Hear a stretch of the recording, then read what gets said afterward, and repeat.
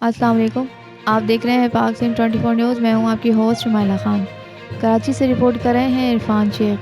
कराची के इलाके गुलशन आरिफ में सिंध सोशल फॉर्म की जानिब से गरीबों और मुस्तहक लोगों में स्वेटर्स, जैकेट्स और गर्म टोपियाँ तकसीम की गई। इस मौके पर chairman Sindh social form Abdul Rahman Shaikh, Ali Dino Soomro, Abdullah भाई, नदीम अजीम भाई और दीगर मेंबरान शामिल थे। पाक सिंह 24 न्यूज़ से बात करते हुए chairman Sindh social form Abdul Rahman Shaikh ने कहा, हमारा मकसद गरीबों, मिस्कीनों और बेवाओं की मदद करना है, जिसके लिए हमारी टीम दिन रात इस काम में कोशा रहती है।